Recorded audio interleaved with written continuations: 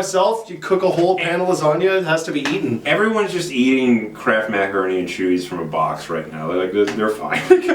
Yeah. They understand.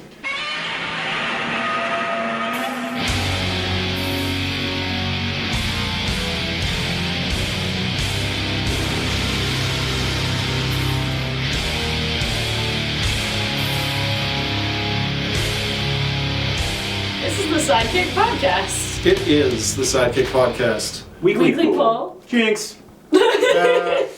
Where we talk about some of the cool new books that we've got at the Sidekick in Toronto this week. That you can't see right now because we're working on framing still. But that's okay. We're going to put them in post. Yeah. But trust us when we say we got some good looking books in front of us right now. They're looking good. We got mostly trades this week. We actually only got one single issue comic this week. Single issue. And it is an issue 1, so we can talk about it. Yep. And it's an anticipated sort of reboot of sorts. I feel like you two should talk about it more. Alright. Because I gave up on this series. Alright, it's a sequel, quasi. There's a show coming out with a new season. The Boys! The Boys. Dear Becky. And most of the gang's back. Garth Ennis is writing, and the artist, not Derrickson. Looks like he did the cover. He did the cover. He did the cover though, but I think it's a good choice of artist. It captures the style of the original. He was the guy who pretty well. Yeah, the guy. He's the guy who finished it out. Oh, is it? Yeah. Great, that makes sense. Because I'm like, wow, this really looks like the comic I remember. Yeah. Because it is.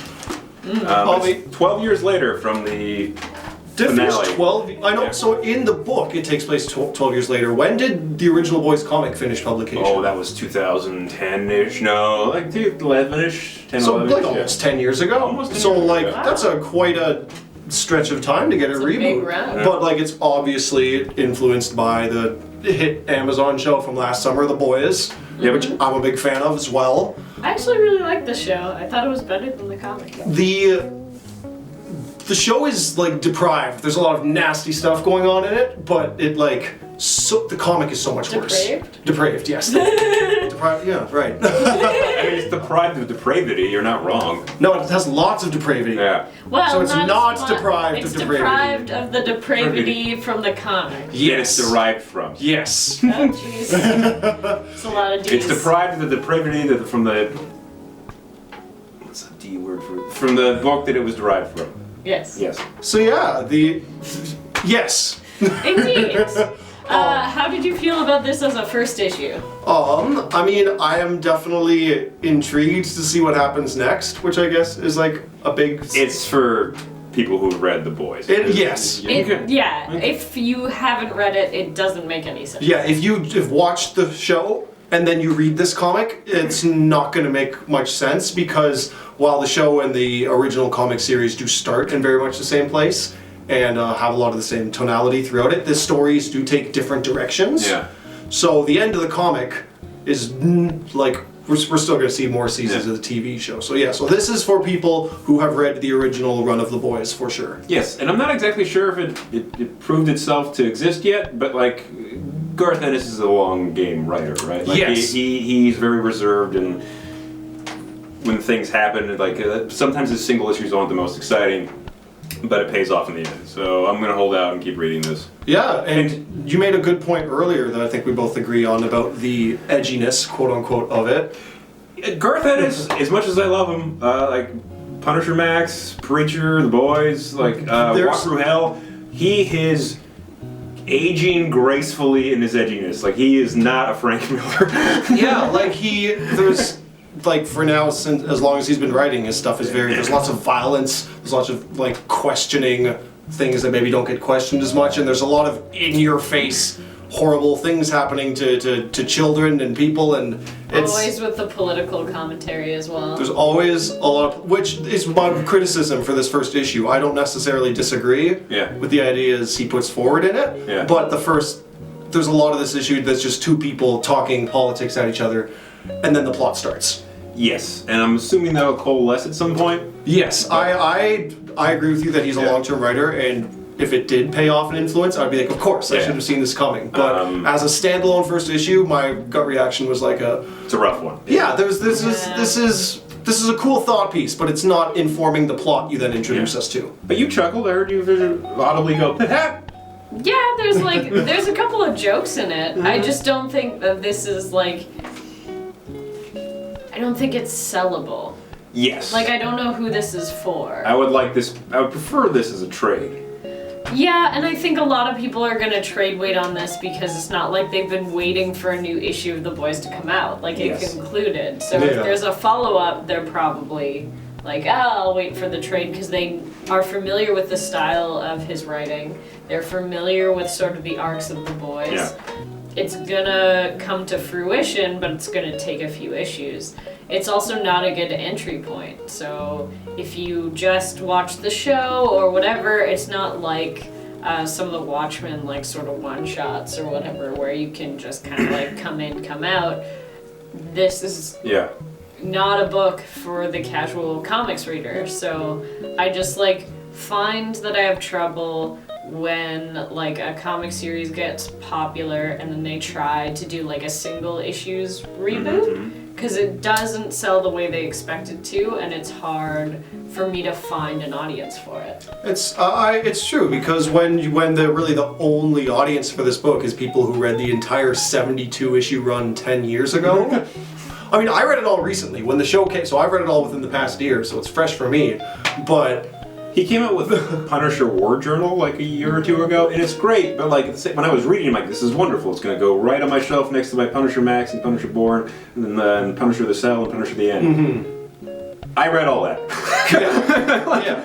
Yeah, that was a book for you. That was a book specifically for me. We had it here, and for people who kept reading Punisher after that, they were reading, like, Kill Crew, and they were reading his tie-ins to other events. Yeah. So it was so different than what they had been reading for the last, like, 5 years that it was difficult. Yeah, and, like, I don't... And those people who wanted it trade-waited. Yeah, and I did too, because I read the first issue, I'm like, I'm not going to understand because it's so dense. Yeah. And he's setting so much stuff up, I'm going to wait for a trade. I did, and it paid off, but I want to do the same with that. I'm going to probably wait for the trade. So yeah, I definitely agree with you that it's a difficult book to market. Yeah. But if you love the 72 issue run of The Boys, boy, are you in for a treat. There you go. For me, I think what works about it is that the art is, like, it's very adept, but also so ugly. It conveys their emotions. Yes, and like everyone in The Boys is like dirty and going through a thing, and it definitely looks like that, but it makes it hard when it's just that and then political commentary. I'm like, okay, this book feels gross. So it's also that, it's like, oh, I'm not like in for a treat, I'm in for a haul. But I like Bobby with an eye. We met that character in one of the original mini-series where he goes back home. When he goes back home, Yeah. In which his one friend that wears a gas mask all the time. Yeah. So weird. Such a colorful cast. Yeah, if you have an encyclopedic knowledge of The Boys, like Harrison and I do, then this is for you. And honestly, if you don't have an encyclopedic knowledge of The Boys comic, but you did really enjoy the show, and you're into that really dark, depraved sort of commentary on how everything is superheroes nowadays, because that's very much what the book is about. Garth Ennis was tired. He experienced superhero fatigue far before anyone else, and he put it into writing, and it definitely like takes a big old dump on not only the genre of superheroes, but kind of like the industry of superhero comic And the books. ideology of writing superheroes. So if you enjoy taking in that sort of criticism, whether you agree with it or not, and you enjoy reading really dark, twisted things happening, then I would recommend reading the original series because it's available in reprints. Or his Thor run.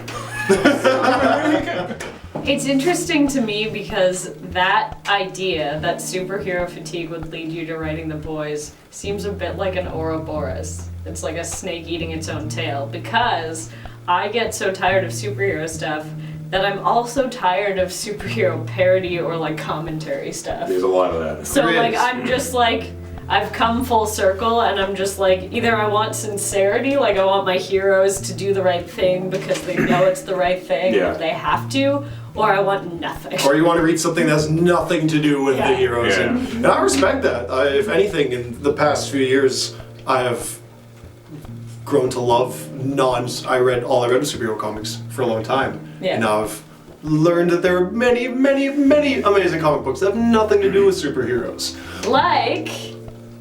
Segue. Which one? What are you Postman doing? from Space. Let's start with Postman from Space.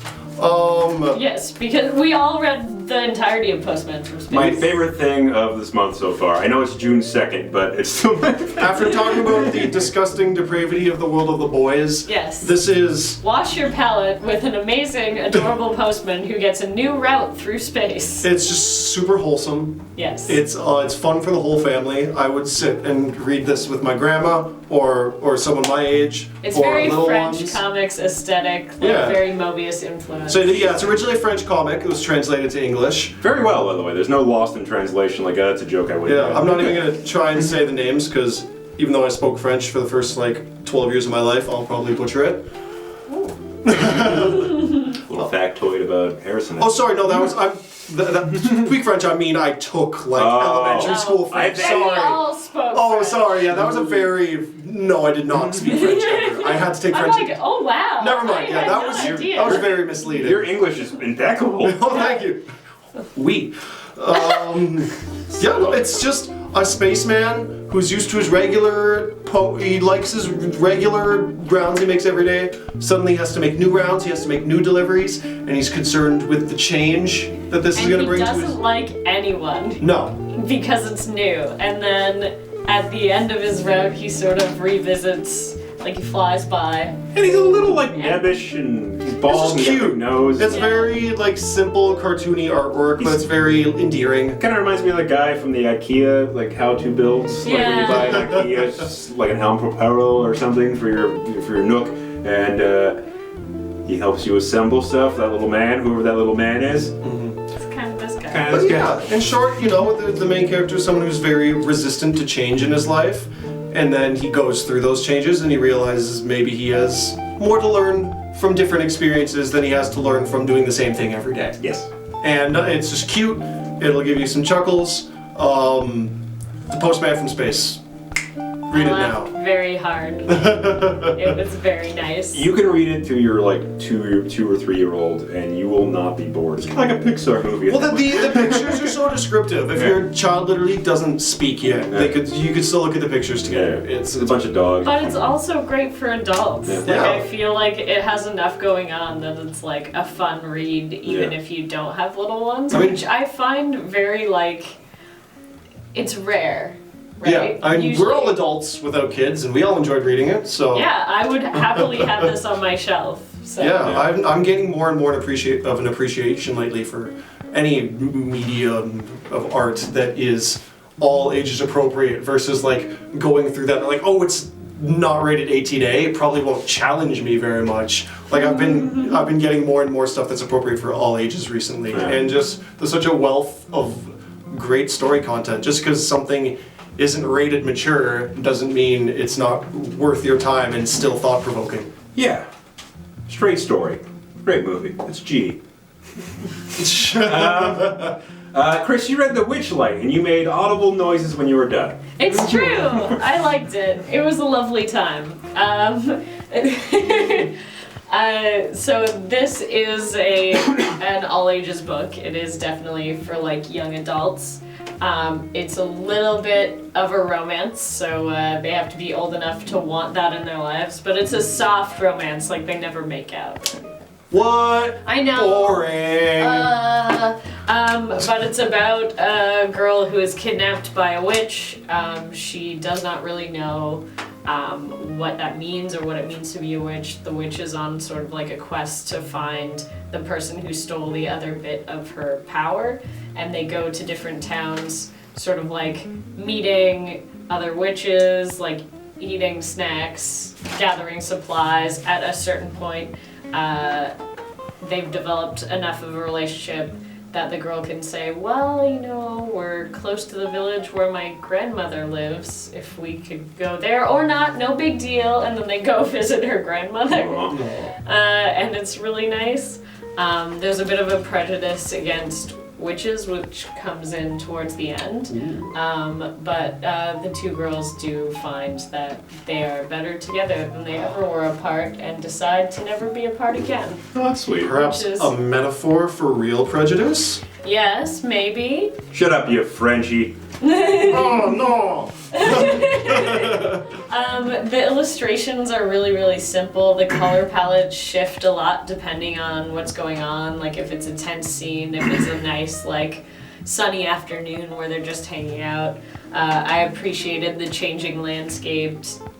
I appreciated that it had themes of, like, prejudice and, like, trauma and difficult upbringings without being like ham-fisted about it. They just kind of move through those problems together, often not even talking about them verbally. There's a scene where one of them storms off, the other one goes after, and you just see them really small in the distance, and there's like a bunch of like smoke, like a cartoon like yelling at, and then the other one kind of like slumps down, and then they sort of leave from the conflict like with their arms around each other. So they fought. They figured it out. That's They sweet. came What an back. effective use of a visual medium. I know! I love it when comics do that, when That they is- show me something like that in a way that's new. That's something we say a lot. Is like, this is a good story, but why is it a comic? Yeah. Why is that? So it's things like that. Yeah, so that I really- can see what's happening, I can like see what the characters are doing. You don't need to describe to me every single piece of dialogue. You can just give it to me in like a couple panels, and if you can do that and I know exactly what was said without giving me any words with it, then it was obviously really, really effective. So this book is really good for that. I honestly recommend it to anyone in sort of that age range, that like preteen, teen age range, where they're trying to figure it out and find themselves. It's a really cool adventure. It's got a little bit of magic and a little bit of fantasy without being like high fantasy. And yeah, like I said, it's not ham-fisted with the moral aspects, but it does have like a really nice message, Nice. which I need right now because the world is weird. The world is a strange place. It's scary, and I just want soft women who fall in love. Well, you're not gonna get that in this. Did anybody else read this? Oh, I did. You read it? Well, I ran through it. Okay. Harrison? I skimmed. Okay. Paul's dead. It's when the Beatles lost McCartney and the effects that are immediately happen over that. It kind of stars their manager. Hold on, I'm gonna cover that. Brian Epstein. It's a weird choice. I think that makes sense because he has to be like the negotiator and tell everybody, right? So you have to go through his day and go through each member of the Beatles, Paul McCartney's death, and tell them and how they react to it. And we all have very different reactions. I would like this more if it was either an issue, because this is a trade, or like a 6-book issue. It's kind of a strange length, right? It's a strange length. The art's really cool. I like it. Because it's not like a lot of stuff. It's more like this kind of abstract, hyper-saturated oil paint. Like, not even oil paint. It's super duper experimental. It's like it's very painterly. It's not really like what you would expect from a comic. Yeah. Like the panels stop and start intermittently. It's more about the journey of reading it than it is like sequential. Yeah, it's trying to evoke the emotions they're feeling and like stay true to, you know, the acid days of the Beatles right around Paul McCartney died. They do hint that he did not towards the end, but they don't really commit to that, which you should not because he's dead. He's alive. Or alive. I don't know. Are we talking about the real world or the world of the book right now? No, the world of yesterday, that movie where everyone forgot about the Beatles. Yeah, that one. I haven't seen it yet. Oh, we watched it. No, Made me ask why. I like a nitty-gritty true life thing once in a while. Like the Johnny Cash book. I like the Nick Cave book. I didn't read the Nick Cave book. That's a lie. I like the Johnny Cash book though. That was good. It was good. Spoiler. I got and this one's. It's not. This one's weird because it's based on like a myth about a band, and it doesn't really commit to its own fiction. Like, it seems to be aware that it's taking place in, like, an alternate timeline without acknowledging it. Like, okay, like I just read I forgot what it was called, I'm so sorry. It's gonna be up here right now. This is the thing I'm talking about. It's gonna be over Harrison's head. No, you're gesturing. I'm gesturing to what this thing, me in the future is talking about this book, and it's really good, and check it out. But it's about the copyright infringement of the first Barbie doll. Oh, shit, yeah. That is amazing. And it's something I don't care about. I like the Beatles. I do not care about Barbie. That's amazing. But I like the toys and how they're made and all that jazz. And this one was about like a lady invented the based her image off of it and like helped design it, and then it was just snatched away from her and commercialized into something it wasn't supposed to be. Yes, and then it was just these like vignettes of timelines where the insignificant stuff happens in that, and it's only like 2 issues, 2 or 3 issues. It's just a hardcover that's very, very thin. This doesn't seem to commit to any ideology or reason to exist, and that's why I'm like, either an issue where it's just them reacting and seeing how they react, or like I want to see like 6 of these, Yeah. and each volume's a member, and then like the 5th like how the world reacts, and then the 6th is like, oh yeah, conspiracy. Like I want a lot more or a lot less. That could just be me. If you're a Beatles fan, I could see you liking this because it is like a visual tone poem to that brief moment of time. It's beautiful. Yeah. I just wish it was more compelling. Yes. Yeah. Yeah, I just wish I had something to say. Other than he died, and that was sad. And he might not be dead. Like I don't know. Like I don't know what. Anyway, Paul's dead. If you like the Beatles, you'll probably like it if you're super familiar with the myths surrounding the Beatles and sort of what their lives were like. This is an interesting, like, aside to all that, without it being like a direct, like, adaptation of one of their albums or something like that. Things you're used to seeing in, like, comics about bands. Yeah. So, it has merit. I had a teacher in college who was in the first class to ever receive their master's in the Beatles. She's written 1 or 2 books on how the Beatles influenced Canadian history and pop culture. So Mary Lou, if you're watching, you'll love this book. I hate the Beatles, so I also don't care. Boo! You hate all. You gotta like some. No, I'm not gonna like. I'm not gonna say. Not even this popular song. That's what everyone Not even says. this popular song. Yeah. Not even that Guitar Hero 4 trailer that was beautifully rendered because they just grabbed all the.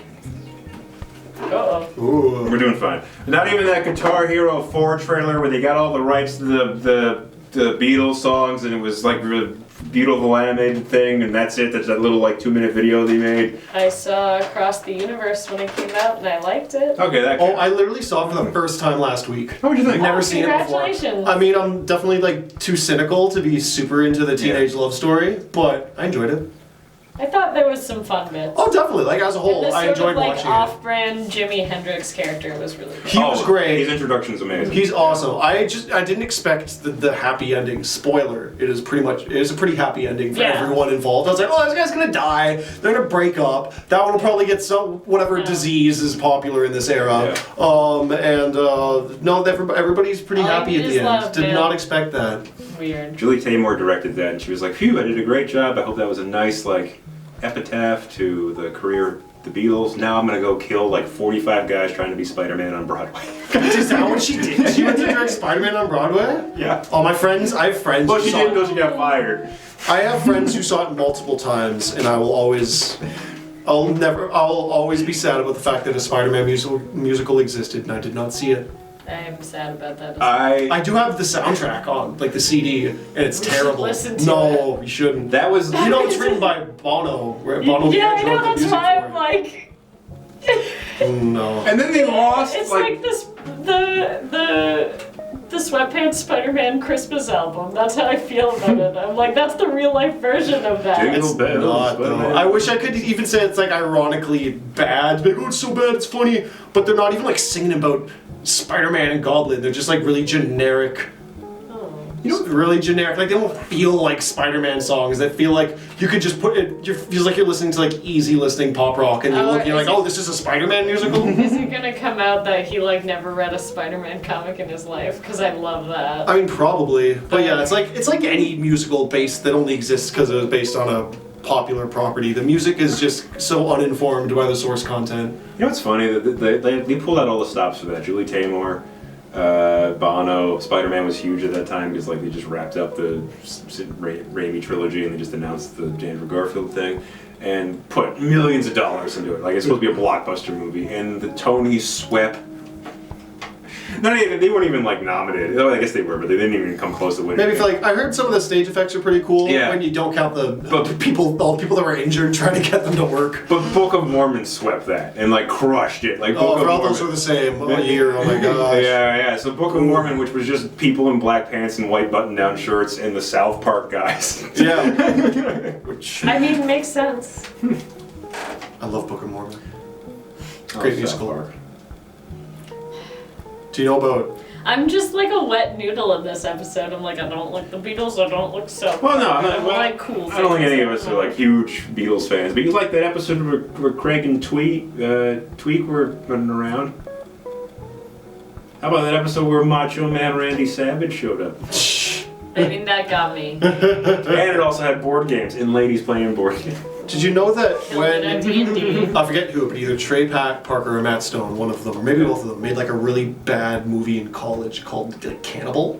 Cannibal the Musical. And then other people made a musical on it that Trey Parker and Matt Stone were not involved in. Yeah. Like, okay, take this. I saw it in previews in Toronto. Oh, really? Oh wow, is it the worst thing ever conceived by humans? They made something after that called Orgasmo, about a Mormon who invents like an orgasm gun and gets into porn. Yeah, I'm glad they got into South Park. Yeah, I saw. Orgasmo sounds interesting. Yeah, Cannibal the Musical was like. I wish I could say it was enjoyably bad, but it was just bad. We're all just skimming over their magnum opus, basketball.